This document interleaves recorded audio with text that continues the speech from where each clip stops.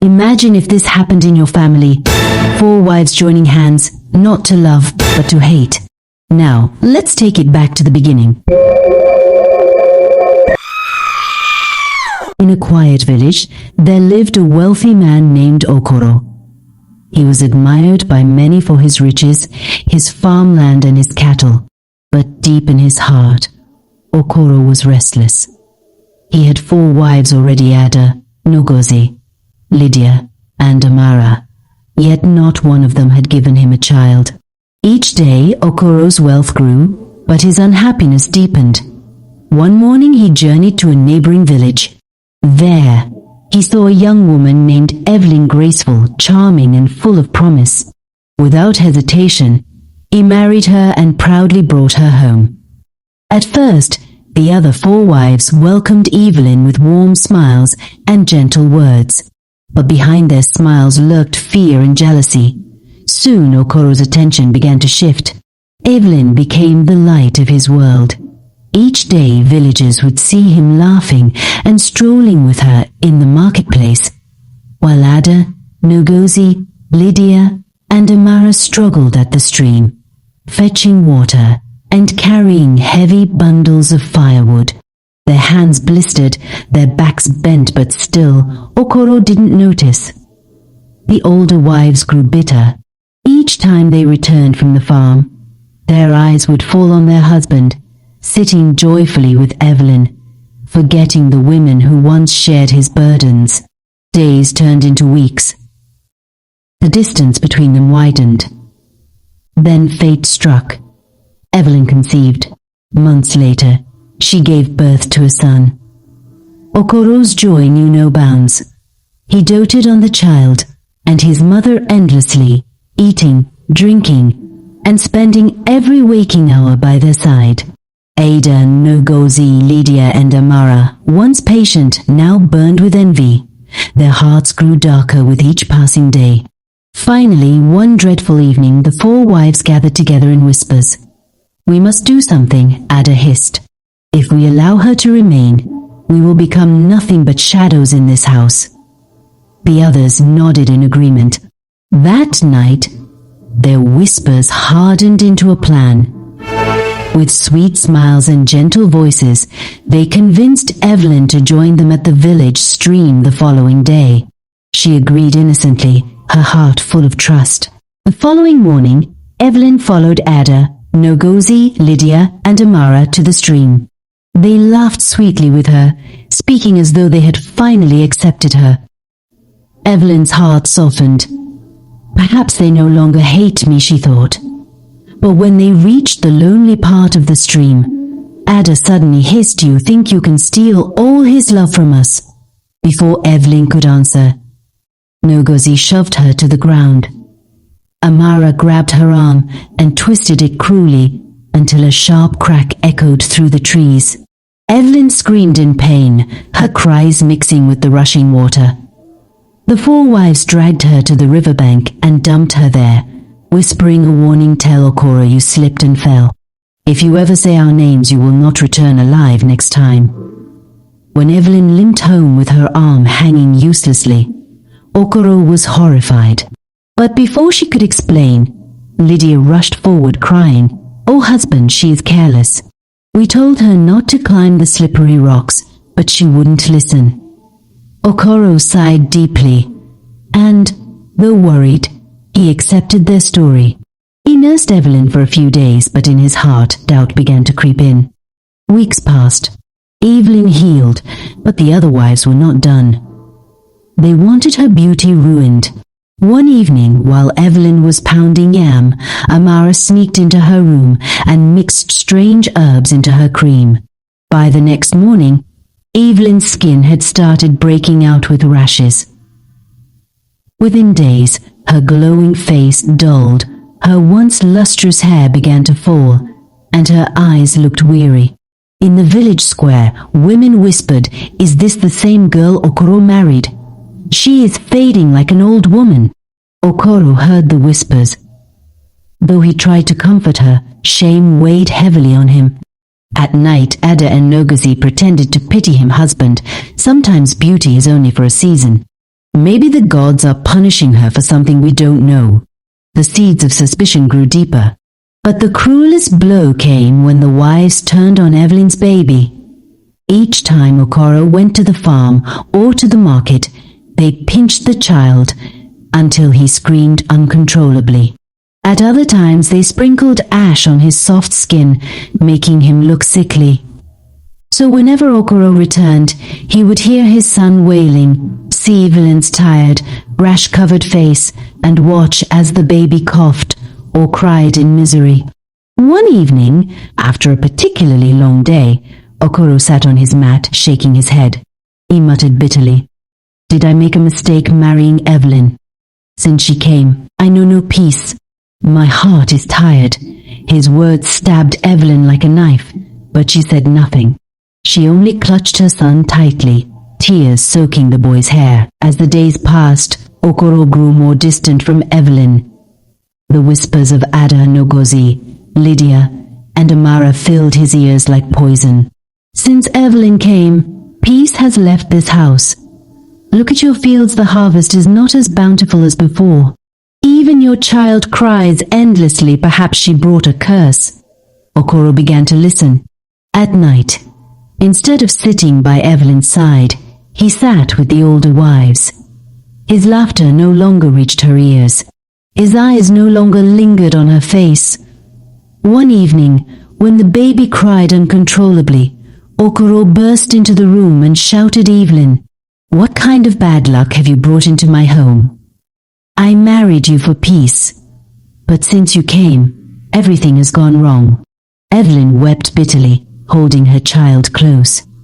But her tears only made him storm out, leaving her isolated.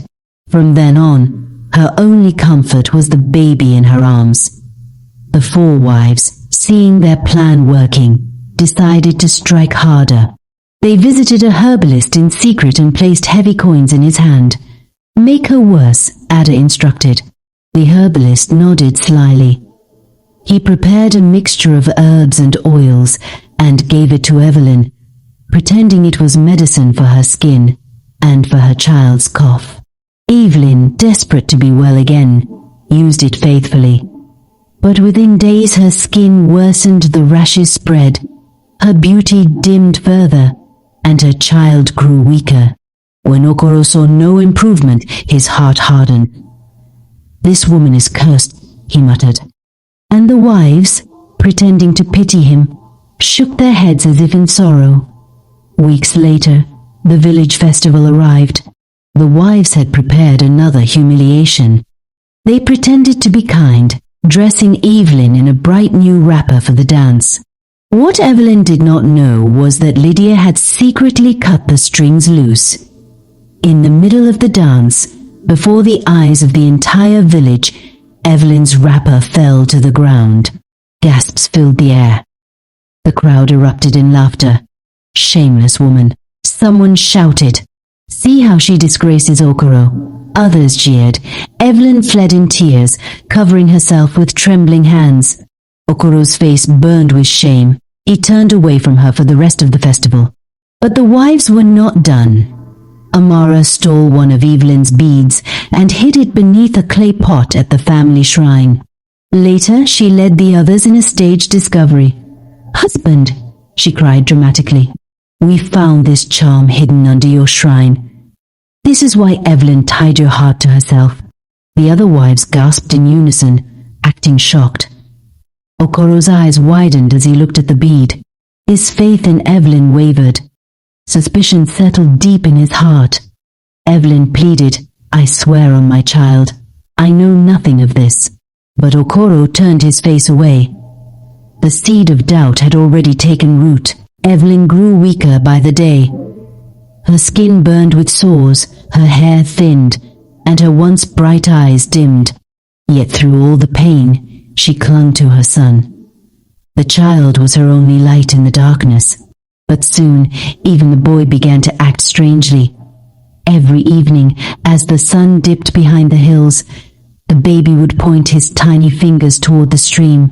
His eyes widened with terror, and he cried endlessly, refusing to be comforted until nightfall. "Why does he cry like this?" villagers whispered. Children can see what adults cannot. Perhaps he knows the place of blood. The rumors spread like wildfire. Ada, Ngozi, Lydia, and Amara felt their hearts tremble. Each time the boy pointed at the stream, they remembered his mother's scream on the day they twisted her arm and dumped her by the riverbank. What if the boy exposes us? Ngozi muttered one night. He is too small. Ada snapped, though her eyes betrayed fear. Still, the whispers reached Okoro's ears. One morning, a wandering prophet entered the village. His eyes were stern, his staff heavy with age and power. He spoke in the market square, his voice cutting through the air. Like thunder, a great sin is being covered in this land. There is blood crying from the stream, and tears that have not been answered. The gods will not sleep forever. The villagers froze. Some turned their heads toward Okoro's compound. Others whispered quietly, their eyes darting toward Ada, Ngozi, Lydia, and Amara. When news of the prophecy reached Okoro, his face darkened. He sat in silence for a long time. The seed of doubt grew heavier in his chest. Evelyn, though weak, felt a flicker of hope. Perhaps the truth was finally stirring. The older wives, however, were shaken to their core. They tried to act normal, but the fear in their eyes betrayed them. The balance in the compound had shifted. The walls of their lives were beginning to crack. The prophecy spread across the village like fire through dry grass. Every whisper, every side glance, every hushed conversation made Ada's heart pound. She could feel suspicion growing in the air, and she knew the gods were not blind forever. That night, as the moon rose high, Ada gathered the others in secret. The four women crept to the backyard, where the old Iroko tree stood like a silent witness. In her hand, Ada carried a calabash filled with palm wine and a small razor blade. Her eyes burned with desperation. "Listen well," Ada hissed. "This child of Evelyn's will destroy us. The prophet's words are dangerous. If even one of us trembles and speaks, we are finished. Tonight we swear whoever dares to confess will die by the hands of the gods." The others hesitated. Ngozi's lips trembled. Lydia's hands shook, but Amara gave a firm nod. Ada cut her palm and let the blood drip into the calabash. She passed the blade around. One by one, they sliced their hands, their blood mixing with the wine. "Swear it," Ada commanded. "We swear," they echoed, their voices heavy with fear. They drank from the calabash, sealing their oath under the silent stars. But as the others wiped their mouths, Lydia's eyes lingered on the blood-stained blade. Her chest grew heavy. She had replayed Evelyn's scream 1,000 times in her dreams. The baby's endless crying haunted her like a curse. That night, as she lay on her mat, she clutched her chest, whispering, "How long can I carry this sin?" The oath bound them together, but Lydia's heart was cracking, and the gods who see in secret were watching closely. After the blood oath, silence sat heavy in Okoro's compound. The four wives acted as if nothing had happened, but in their hearts they carried fear like a burning coal. Lydia, however, could not sleep. Each night she tossed on her mat, sweating, her ears filled with Evelyn's cries. Sometimes she dreamed of the baby pointing his finger at her, saying, "You hurt my mother." Her guilt grew heavier until her hands shook whenever she touched food. Finally, unable to carry the burden, Lydia began to drop subtle hints in the village.